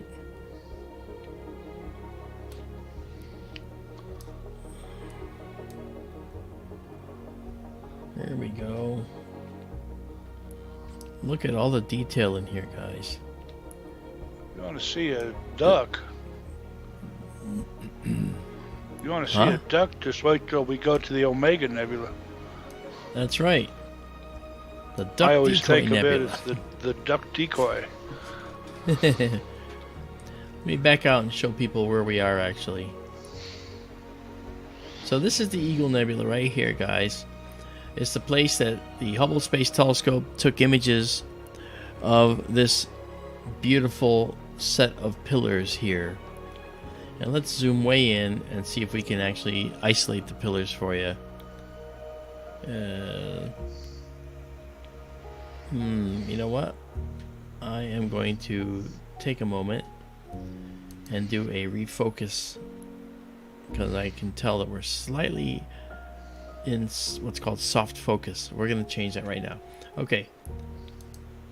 I won't save this one yet. There are a lot of interesting dark columns in this. There's a couple down below the pillars of creation. And unfortunately, they'll have to wait for just a moment. Yeah. Because what I'm going to do is I'm going to go in here and go to my focus assistant and do something called multi-star full width half maximum. Every square has a star in it that will be used for focusing. All right, and I'm going to purposely defocus this like that, and then tell it to, I think I went out, right? I think I did. Let me just make sure. Yes, I did. Okay. So now what I'm going to do is I'm going to scan inward, and it's going to build a curve, a focus curve. And it's going to be pristine and precise, and that's what we need. So if you look at the top, it says step 2 of 12, and within each step it's going to find 3 samples, and I can specify how many samples I want it to take to build the curve. But in the interest of time, I kind of reduced it to 3 samples, and so it's going to build the curve kind of like this. You can already see the curve being built. Then it's going to start going back up.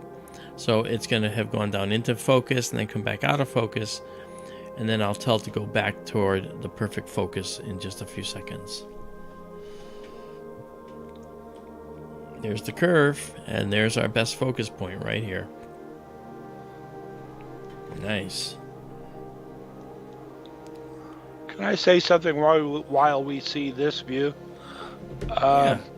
When we were talking about open clusters versus globular clusters a while ago, when we look at the eagle like this, and you'll see it even better when it comes into focus, this is basically an open cluster forming in a stellar nursery, I think it's fair to say. Would you agree, Mark? It is. I would. Yeah. That's a fair comment. And so this is how open clusters form, in a cloud of dust and gas.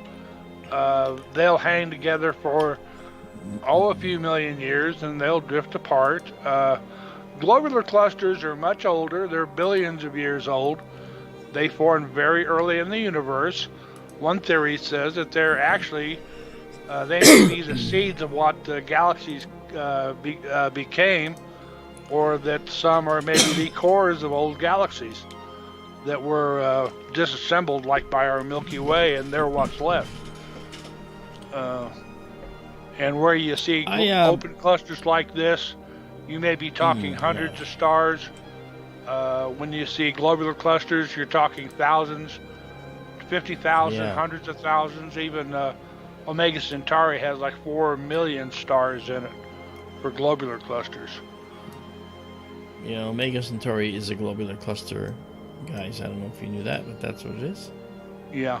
Some of you know that. So they're... Well, this shows our pillars better too, Daryl, so this is nice. Their ages are different, their numbers are different, their size is different, their compositions are different. Pretty much everything about open versus globular is different. Yeah. Thank you. I'll shut up now. No need. We're doing fine. I like it. Hello, Jessica S. I don't believe I said hi to you tonight. Thank you for coming out. Look at this beautiful nebula. Oh my gosh. This is 3 stacked, and you can see all this detail already. We're looking at 30-second photos here. We're not looking at 2-hour photos. We're looking at 30-second shots. We have a beautiful sight out there in the desert, and we have a moon out tonight. But because of the filters that we're using, we actually can filter out a lot of that pernicious light. Dean Bostador, how are you?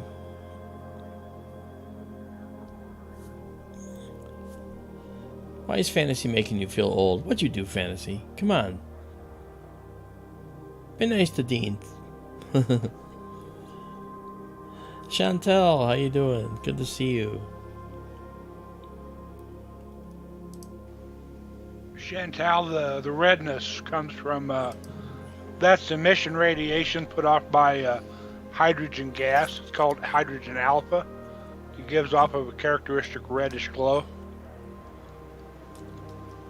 Yeah.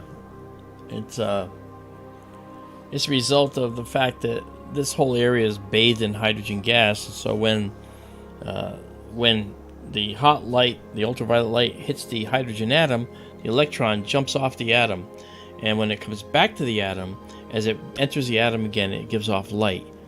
And it goes to different energy levels in the atom, but the predominant one is this one here, at this location in the spectrum, which brings us this red light. And OG Skywatch has a question, and there's too much radiation in there for complex life. Okay, he says, is there too much radiation for complex life in this nebula? Currently, yes.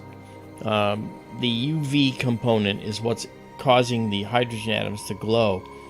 So you don't want to be anywhere near UV radiation that's energetic enough to ionize atoms, because it's going to do the same thing to your atoms. And we, as carbon-based life forms, don't take well to ultraviolet radiation, especially on our skin. Remember what our skin is, okay, guys? You need an SPF of like 50 million. At least. Remember what our skin is, okay? It's a vestigial organ that is carrying with us the ocean from which we came, right? It's the salty tissues, and it's holding in the salt. Our love affair with salt goes all the way back to when we emerged from the ocean as creatures, okay?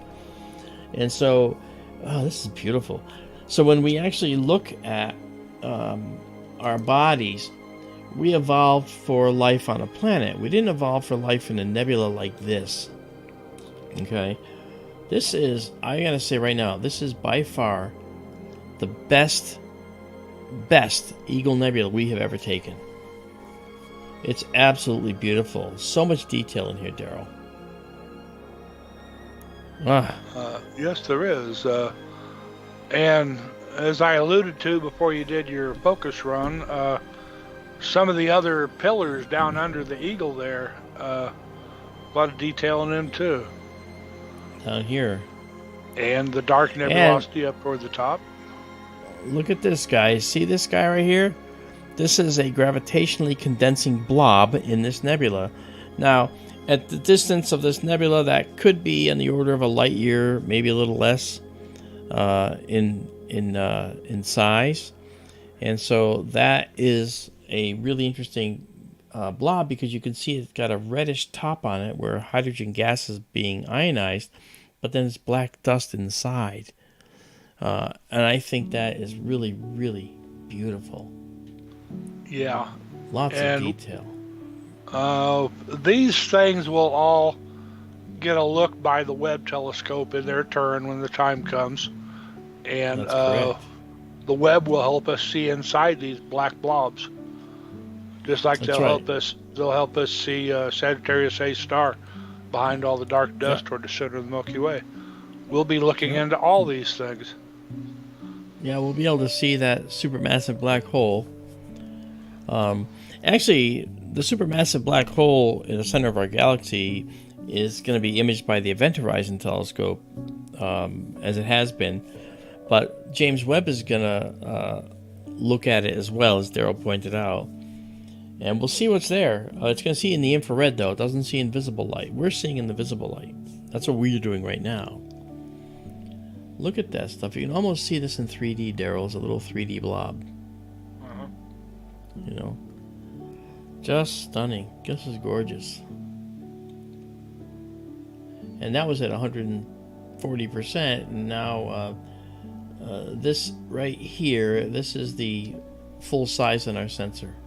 This is the native size of our sensor right there. Really, really pretty. Gosh, it's gorgeous. So if we pop back out and just auto frame fill this whole screen, this is what it looks like. But that's not all that's there, by the way. Let's push this a little and show you some more. Okay. So now you see that there's more down here and throughout here, throughout here. So the eagle is just one area where there just happens to be a lot of young hot stars that are causing this hydrogen to glow. Just beautiful. Let me return to the previous view. Soften it just a little bit. Say there. Okay, we have stacked 16 of these, and we'll pause it here. Save this.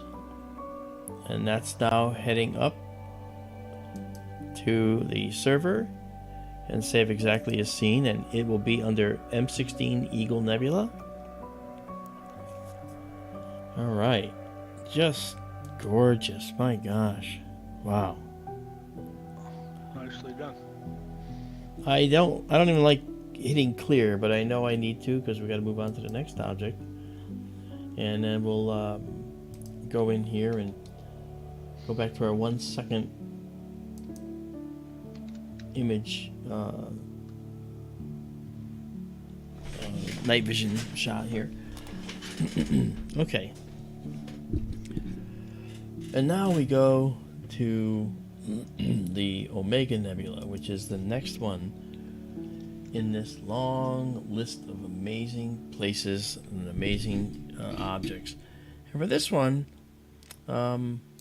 we don't even have to do anything other than just drop the telescope down. And I'm gonna, first of all, let's bring back the telescope here so we can actually see it. Okay, all right. And now I will bring it down. I'm gonna change the speed at which the telescope goes. So I'm gonna move us into another.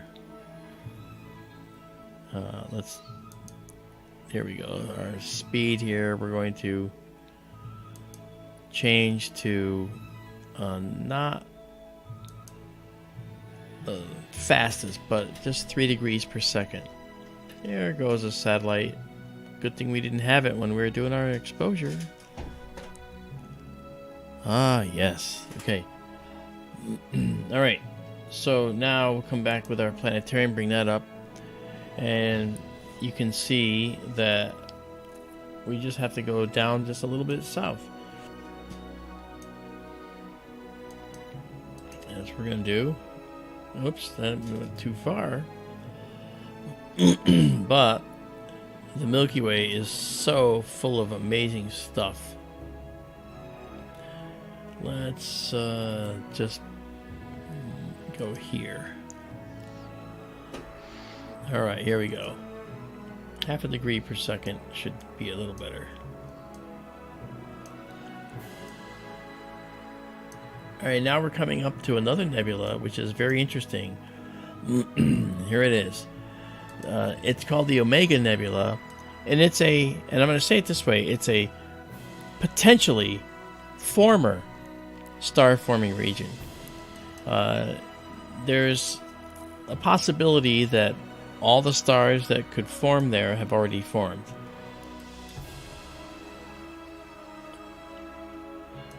But there's differing data on that.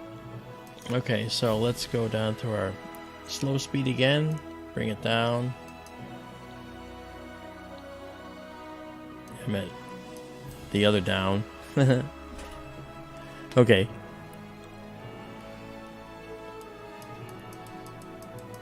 Okay. I want to center it up. And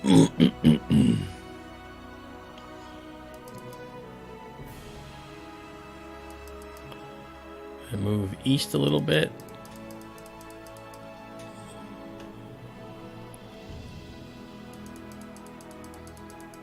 Okay.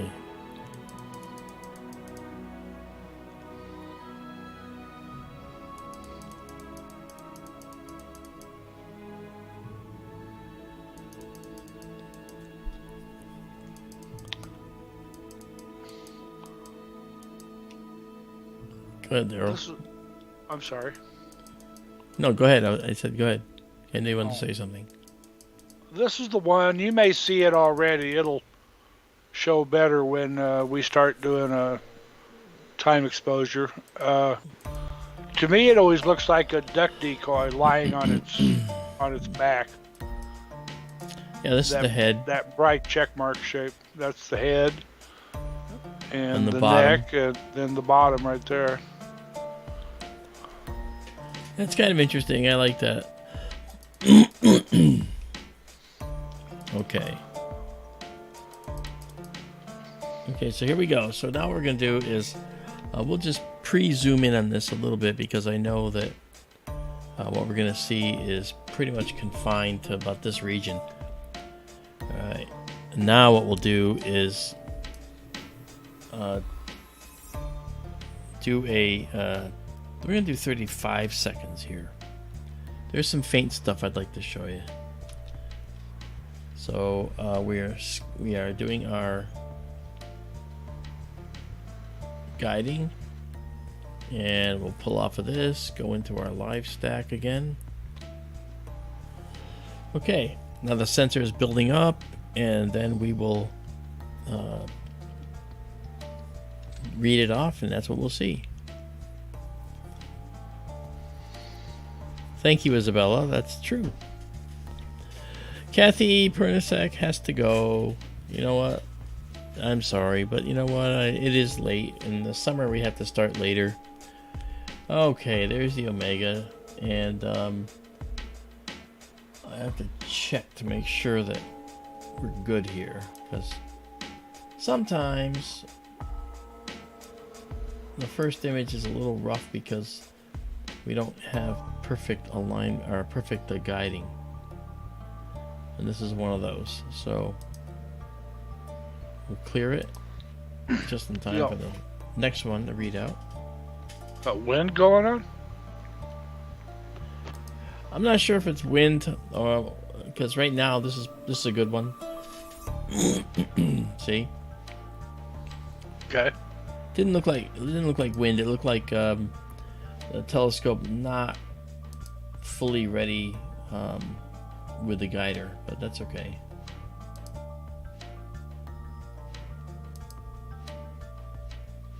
Okay, so now we're gonna just keep going here. All right, and let's back away now so you can see a little more. There we go. Okay, that's the Omega Nebula. Notice there's all this other stuff out here. Usually when you see the Omega Nebula, you only see this right here. They only show that much, right? And I can simulate that by just moving this. So if I take this down here, you can see that you get to the point where you only see like this much of it. Okay? But that's not what you've got. Obviously, there's a lot more going on inside the Omega Nebula. And if we do this and then zoom out, you can see just how complex this region really is. Look at that. Look how complex this is. All this subtle red you see, that's all hydrogen gas being excited to glow. All right? That's all the way that's all the way, you know, it moves. It's light years. It extends light years out. A heck of a lot of stars, too. Absolutely. So what we're going to do is we're going to reduce some intensity just a little bit.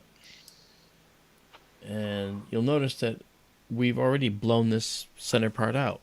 So the camera is very sensitive. And we are also at 300 gain. That's the other thing, too. If we did this at 100 gain, it wouldn't be as detailed. There wouldn't be as much detail, but you'd see that central part of the nebula very, very nicely. And this is called Measure 17, and it's called the Omega Nebula. And that's what we'll put on here.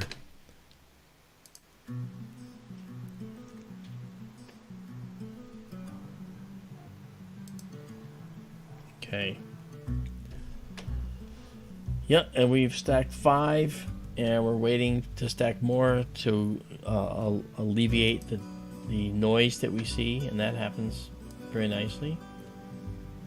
When I do processing, we also remove the noise. I did a one-on-one tutorial with Izabela earlier and showed her how we remove noise. Greg O'Brien asked, is that in our galaxy? Yeah, actually this is in the disk of the galaxy. Remember, our galaxy has a bulged nucleus and then a disk of stars moving around, kind of like the Andromeda galaxy and others that you might have seen. And when you look at the Omega Nebula, this is one of those H2 regions, as we call it. That's H Roman numeral 2, so HII. And it's an area where stars are forming, so we call it a stellar nursery, which is arguable for this particular object. Thanks, Farva. That's Sean. And Sean has a book coming, by the way. I have to send you one of my books. I told you I would do that, Farva. Thank you for all that you've done. And so now, the Omega Nebula, it's coming in really beautifully, and as Daryl just pointed out, there's a lot of stars in this field. It's in a very busy section of the Milky Way.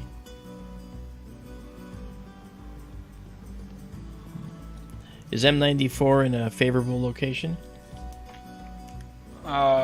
It's probably too low now.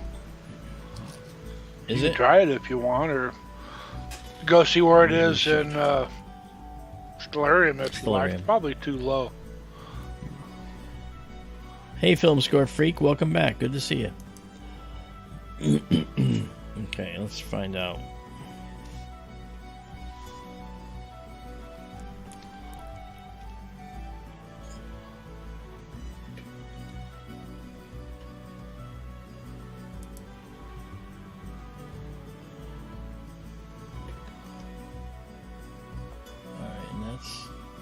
Way in the northwest.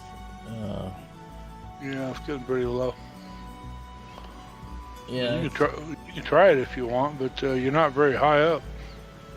No, it's gonna be too difficult. Well, we'll have to save that for next spring then. Well, I told you we would try to go for it, and I unfortunately couldn't. There was just so many things to show. No worries. Okay. Alright, so we have stacked now here. We have stacked 10 of these. And look at the details in the nebula right here. Look at that, huh? Really pretty. Let's zoom in on that.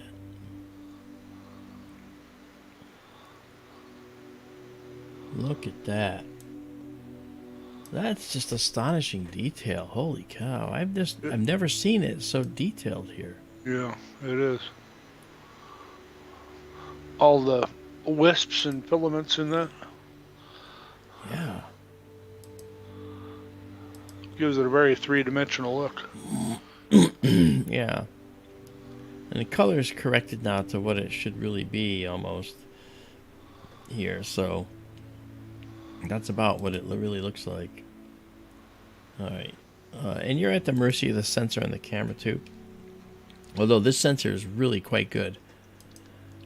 Now this is going to push. Okay, so you see a little more detail in those wisps. And let's zoom out to see what that looks like overall.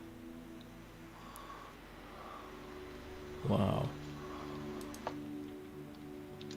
Yeah, it's a little too purple.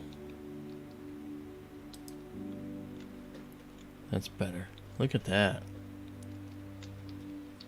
I love these up here. These very, very faint wisps. Those are actually the golden nuggets within these nebulae, because those indicate areas of moving gas, moving because stars stellar winds are pushing this gas, and possibly explosive outbursts from stars are pushing this gas. And wherever you see these arcs like this, these arcs, a long arc, that's a shock front where something is pushing that gas. And it could be something that's pushing it extremely forcefully, or it's just a subtle, gentle push. It could just be a subtle, gentle push. You know? And this is the, it's measure 17, and it's called the Omega Nebula. And hopefully, you know, we can show that real fast here. Just push that out. There you go. So this is the Omega Nebula. And it's just a beautiful sight to behold. Honestly, I'm going to share something with you. I actually never liked the Omega Nebula because it actually wasn't very detailed. I couldn't see a whole lot of detail. But now that we're using this telescope system at this location, the amount of detail that we get to see in here is colossal. And it's just beautiful. You can't see a richer region. I mean, it rivals all of them. Yeah. So. And it's a story repeated endless times over the sky. Absolutely true. All right, this is 16 of these, and we're gonna pause this and save this, and that's gonna be Omega Nebula. That's an emission nebula. And then we'll save it exactly as seen, just like that. Hey, you got enough Tic Tacs for the whole class over there, or what? No. Okay. So there we did that. So now we'll clear this. You said that the last time I left my mic open when I did? Yeah, when I was doing a similar thing. Oh. Well, darn it all. I gotta come up with a new line. I was taking a pill. Oh. Yeah, I was taking one. Actually, taking a few, actually. I took 2, actually. You headache? No. Oh, okay. Remember what Jefferson Airplane said? Some pills make you larger, some pills make you small. The pills your mother gives you don't do anything at all. Anything at all. Go ask Alice. Yeah, when she's 10 feet tall. No. Okay, so when we actually do this enlargement here, you can see the subtle detail in here. We lose that to gain all this other detail out here. So that's really cool. Now we could take a short exposure to capture just this, and then combine it with the other exposure and remove the bright area and only replace it with this. But that's actually pretty well, it's difficult to do quickly. You know, we can't do it dynamically like this. So we won't do that. Okay, but now that we've done this, we've taken this beautiful photo. And I think at this point, might as well head up through Aquila the Eagle and head to our beautiful Vulpeculan beauty here, known as the Dumbbell Nebula. And we'll do just a few exposures of that, and then we're going to move up north and head up to do some other objects up there. So here we go. We're on our way. There we go. Telescope is moving. You can see it moving over my head up there. Alright. It's going to bring up a star that's going to use as a waypoint star. And that star may or may not be Albireo, which is the head of Cygnus the Swan. And I think it's doing Albireo. I think that's Albireo right there that's going to center up.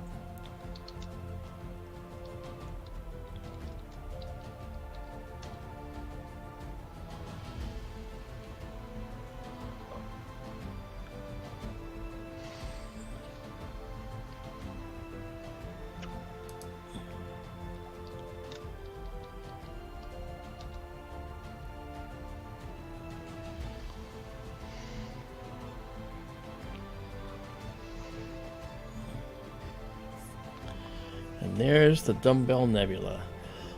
And to capture that in all its beauty, we're going to have to head a little bit to the west and bring that into our center of frame. I always pull things into the center of the frame. That's where they belong. Yeah. Unless they're really, really big. Yeah. Fantasy, thanks for coming, man. I hope you have a good evening. So we'll see you and catch you on the next one, huh? Okay. All right. We've actually been going almost 2 hours already. Uh-huh. Okay, so here's what we're going to do. We're going to zoom in on this dumbbell. And even here at our image intensified view, you can see that white dwarf in there that causes the gas here that this former star has expelled to glow. All right. And we'll do a 25-second shot here of this, and then we'll stack that. So as we stack, we start with a blank palette, a black screen, but we're stacking as we go. So the first image will be a 25-second image, and then at 50 seconds we'll have two, and then a more and more and more. Okay, 75 seconds and 100 seconds. So it starts out again without any processing. It'll look like this, but if you see, here's where our lines are. In order to do this, we have to first color correct. So we're going to line up all these curves. There we go. And now we take these and move them over. We can do this automatically, okay, but we can do it this way as well. Now look at the detail. There's that beautiful hot white dwarf star, and you'll notice it's a different color than the other stars around it. It's actually blue because it's very, very hot, and that blue color is characteristic of these white dwarfs. Then as we push this, you'll notice there's other material farther out from the center here, and this will become apparent in just a few short additional stacked images, along with I guess a Starlink satellite. Let's go back to the point where we can just see the central star. What do you think is going on there? We may have talked about this before. I know, like the where the red lines are on the outside, like the top and bottom of the apple core. Yes. Those lines continue to the lower left and over on the upper right side, and basically those lines run all the way around, you see. In that lower left side there, where you get kind of a lemon shape. Down here? There's a very distinct line right there. Yeah. In the green, and you get that same line in the green over on the right side, maybe a hair less distinct. Yeah. And that corresponds with the red arcs as far as the shape there. Yeah. What do you think is happening there? Well, okay, there's a couple things that I think here for the Dumbbell Nebula. Number one, and I'll use this thing as a model. Okay, this object. Okay, the dumbbell. Basically, if you think of it as a cylinder, where this is the top and the bottom, right? So top and the bottom. The actual midline is actually like this. This right here, and this you already know, Daryl. This is right here. This spot right here. That line of thicker material. That's the equator of the star. The star was rotating fairly rapidly. Yeah. And as it expelled its material as it got older, I think it was also doing this. See what I'm doing? No, I don't see what you're doing. Oh, no, you don't. I'm making the precession. Yeah. The star was precessing, I think, which was, I figured as much. which would make it draw out these additional arcs that we're seeing here. So we're seeing a partial precession of this star as it's gone through its motions. And along its equator, that stuff gets drawn out. So it's literally drawing on the tapestry of the interstellar medium with its data, with its debris. And Curtis Horn is here. Hey, Curtis. I didn't see him show up. There he is. Hey, you missed a good night so far, Curtis, unless you've been lurking. This is just a... I was showing my theory about the Dumbbell Nebula, Curtis, where I think that's actually the white dwarf was the star, the predecessor, was precessing, and thus it drew this material, which is along the equator, out into this partial arc, and that could very well be why it has this appearance. Now we know it's a bipolar nebula, meaning that it has lobes, distinct lobes, and I think in this case we're looking at the precession of the original star and how it affects the resulting nebula. My theory, I don't know if that's out there already. Yeah, but that's what I think. This is 11 stacked, and that's actually good for this because we don't. This is such a bright object that we don't really need to. We don't need to do many more because look at that, it's already got good quality. So that line over on the lower left side, that's just this right so here. So distinct. Yeah. There, and as it goes up to the red. Yeah. Yeah, there's a lot here. Yeah, a lot to unpack here. Let's pause this. We got 13 stacked here now. We'll pause it. I'm not going to save it yet, though, because I got to name it. This is Measure 27, the Dumbbell. The two brightest red spots look like it's hard not to think of them as hot spots. Right here, yeah. Yeah, but I guess they're very bright. If they're hydrogen, they're at least the greatest concentrations of hydrogen. I wonder if you could really call them hot spots. I don't think they're going to be. Well, they might be hotter. I mean, it depends. It depends what's going on there. It could also be a matter of density at that point. The more dense it is, the more red will it appear. If it's a dull emission nebula, it means it's not very dense. This could be a fairly dense location in this emission part here, so that could be that. Yeah. All right. So this has been 13 stacked, and I saved it exactly as seen. So now I will clear it, and it's on its way up to the server as we speak. All right. And now we'll go back to our 1 second view here. To our image intensified view. Back out a little. Okay.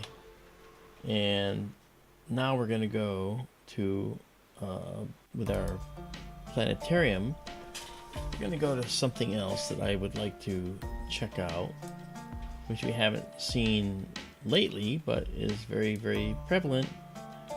And that is going to be this guy right here. Another bird. Yeah, another bird. You want to see a dark nebula, okay, then this is a place to go. And we're going to check that out. Alright, so we're going there now. Okay, we're doing our precision slew. It is beautiful, Bonnie. Lene, I'm glad you like it too.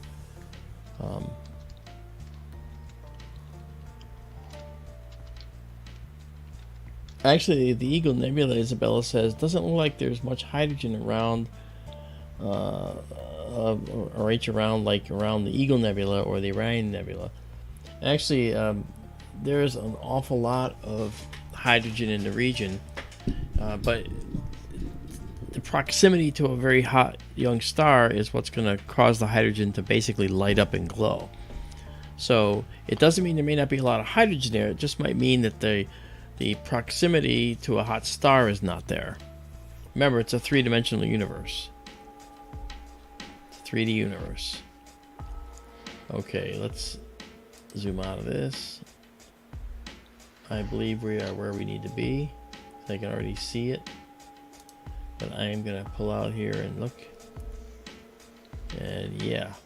Okay, so this... I believe this is what we're looking for right here, but I'm going to move over a little. I guess that would put us moving this way. No, other way. Move the other way. Sorry.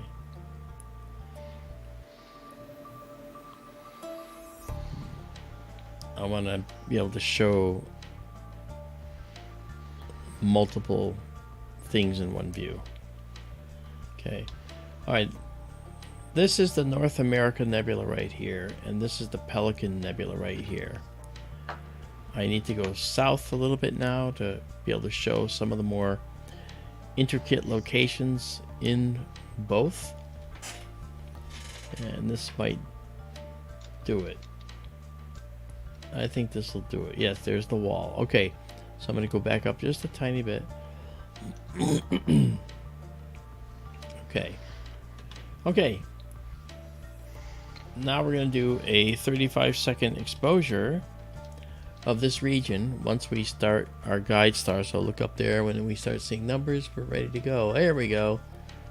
All right, now we'll let that percolate for 10 seconds or so. And here we go. Now we're going to start. So we're doing a 35-second exposure. And we'll stack this. Benjamin Izabela says, anyone going to watch the Persian meteor shower next weekend? Yeah, we'll be, if it's clear, we'll be streaming. And actually, I was just in Chicago, Ben, and you might be okay seeing the Persians because they're actually quite bright. You know, they're not like the quadrantids or something like that, which are very, very dim. These are really pretty bright. So these and the Leonids, you'd probably have to be able to see. Oh, look at that. There's the North American Nebula there. Because this looks like Mexico, the Gulf of Mexico, Florida, and up the East Coast. And here is the Pelican. Beautiful, beautiful nebula. I think we're okay here with the guiding. So let's make sure. Yeah. Okay. So let's go in and see what we can do about this. Color rendering is pretty close. I'm just going to give it a tweak. And now I'm going to start to pull detail out. Quite a difference, huh? Look at that. Look at that. And this is called the wall right here, this area. And the wall is actually an area in this North American Nebula where you've got this bright nebula which comes down here. It's really quite something to see. And then you got these little snaky dark nebulae. And this here, all this area, this is not a void. This is actually thicker dark nebula in here. And this is all dark nebula overlaying what's behind it, which is a bright diffuse nebula back here. So that's what we're seeing, and that's how a lot of this works in the universe when you see these. Okay, so that's beautiful. This is we've stacked 3 so far, and we're going to be stacking some more here. Looks like Mexico's happy to see us as usual.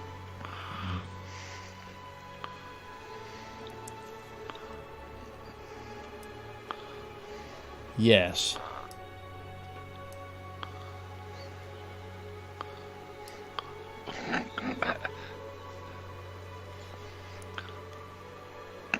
Sorry. Well, you said that last time as well. Yeah, I know.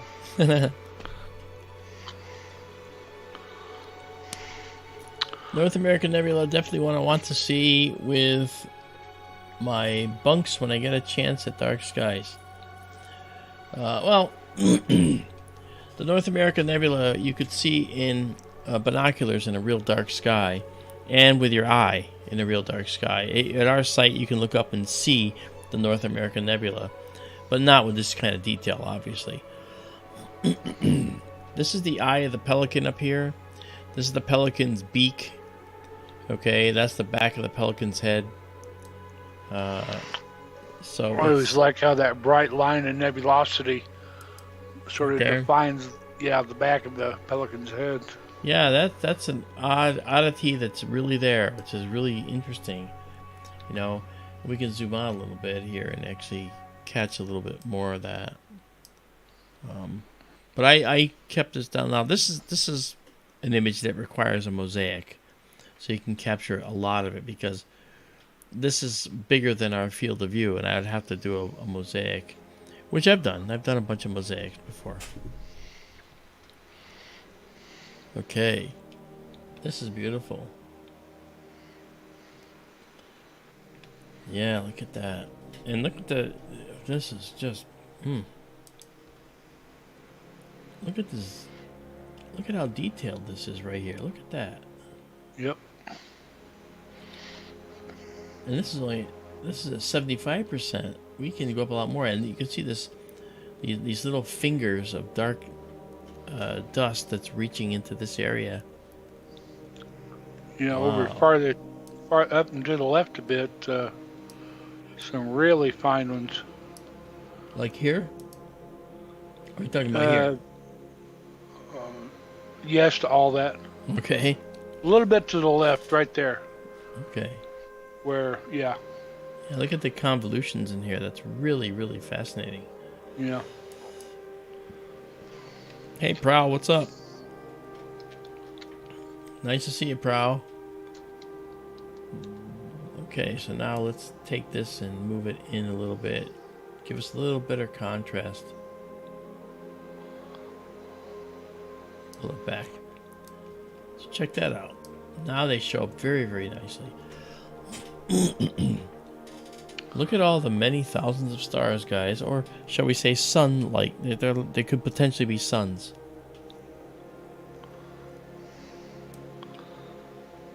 Benjamin, I was just about to pose that question.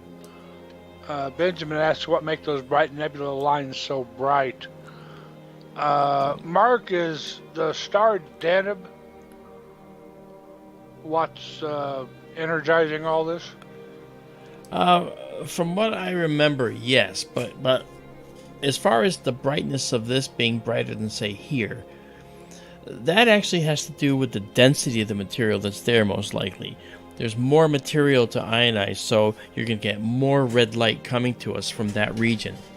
So that's why it looks like it's a redder line, whereas in fact this is also red, but it's less dense, so it doesn't appear as red. Yeah, as a general thing, though, I mean, like if you backed out and saw where, don't back out, but you know how brightly delineated the back of the Pelican's head was. Yeah, well, that's just up here anyway. We can go right to it.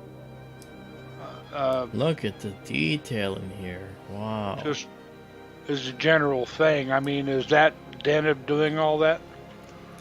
I thought that Deneb was the star that's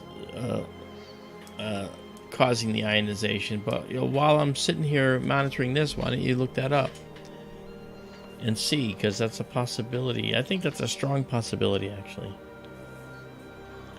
Okay, look at this, though. I was just patting myself on the back that I hadn't referred to Wikipedia a single time tonight. Oh, you go to Wikipedia? Well, I guess you could. Okay. Wikipedia for science stuff is not that bad. When it comes to other, like, social things, Wikipedia is just someone's opinion. But if you're going to write science in Wikipedia, if you don't know your science, it quickly gets edited out, okay, as, like, something written by someone who doesn't know what they're talking about. And in science, you have to know what you're talking about. Look at how beautiful I this agree. is. I know exactly what you're saying. Look at this. I mean, some things you have to take with a grain of salt in Wikipedia, but yeah. as far as astronomy, at least, and the sciences, Yeah. I think it's pretty straightforward. Yep. Okay, this is at our sensor's native size for the camera, and you can see we've got lots and lots and lots of data to sift through. Check this out. This one area right here is just stunning. That's all dark nebula interspersed with a faint glow of an emission nebula. Some more dense than others, you know. And then we can zoom back out. Okay, and this is at 36%. All right. There we are. Let's actually, just for fun, let's pull this over a little bit and check it out. Wow. What's that? Interestingly, it says it talks about that dark band of interstellar dust you mentioned. Yeah. This would be another target that Webb would be able to see through. That's right. The dark cloud is, however, transparent to radio waves and infrared radiation, and these wavelengths reveal the central regions of SH2-117 that are not visible to an ordinary telescope. SH2 is sharpless for people who don't know. Including many highly luminous stars. Wow. Yeah, this dark dust will actually prevent you from seeing some of these the stars, because it's actually rather opaque, and it may be very low density. The thing is, there might be a lot of it between us and the stars. So again, we're looking at the universe in 3D. This thing right here is not a flat. This is not a flat plate. Okay, it's going into the page. Okay, it's going out of the page, so to speak, and so it's actually making quite a. It has quite a density. It's a three-dimensional object, so a lot of low density in the line of sight is going to add up to higher density as seen from here, and that's what we see here. Okay, here you go. Here's an answer to my question.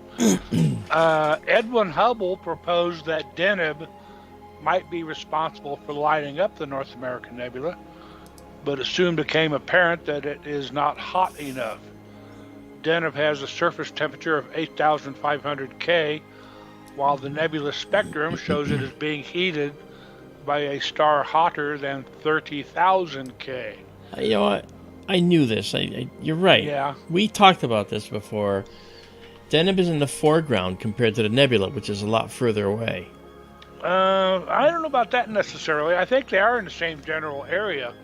Well, look that up, because I think Deneb was like but 1,500 light years. One of the ionizing star is behind that dark cloud. Yeah. We can't see it. Look at the detail coming out here, guys. Wow. Really pretty. This is literally one of the better nights we've had. I keep saying that, but it's true. Let's just bring some more detail in this way. Look at this rim of stars right here that just formed here. Look at that. Look at all this detail. See, you know, when I show it at like the to you know fit this to the screen. Okay, if we go like this, you just say, "Oh wow, beautiful nebulae," but you don't really see it for what it is until you do this. Until you zoom in and start to go to a different area and just stare at it. This is at 175 times, so let me just drop down to 100 or so. Okay, this will be 108. Look at that. It's beautiful, beautiful stuff in there. Beautiful dark nebula. Absolutely I wonder incredible. if it's begging the question at this point, if we see the wall there, which is this area right here. yeah, in Mexico, in the nebula, if there is a bright ionizing star inside that dark cloud, but then if you look at the bright line of nebulosity behind the Pelican's head, that's way over on the other side of that dark cloud, and it appears to be facing the other direction. Yeah, but it could also be this is lower density and this is higher density. Well, okay, I guess I still see that. Yeah. So it could be going You're right. through that Yeah. and causing that glow. Very good. So it's yeah, it's not as simple as no, it's not like you're seeing light on a crescent moon, for instance. Right, it's a 3D universe, like we've said, and you understand that, so that's good. Yeah. Okay, we're gonna pause this here, and I will make the this is the North America Nebula. It's not the North American Nebula, it's the North America Nebula, and Pelican Nebulae. Okay. It did say, the article, there's that one fairly bright star there toward the bottom of Florida, Okay. in the North American Nebula, that we see it, but it is being dimmed a lot. Yeah. By the dust cloud, and they said if that was plainly visible, it'd be as bright as Albireo. Well, that's pretty bright. That means it's embedded in the dust cloud. Yeah. Okay. Wow. Well, you know what? It's 1:39, and we're gonna have to call it quits. So this is up there, saved up there. I hope you guys get a chance to go visit our locations, and so you can actually see all of these things. Let me go out to our directories now. Oh, I have to refresh probably. That's more like it. All right, so as it is right now, let's just quickly run over to our other screen, and you can see here, there's the first one we looked at. Here, the Lagoon, and then Measure 11, the Eagle Nebula, M17, the Globular Cluster, M22, Dumbbell, and the North America and Pelican right here, and of course the Trifid Nebula.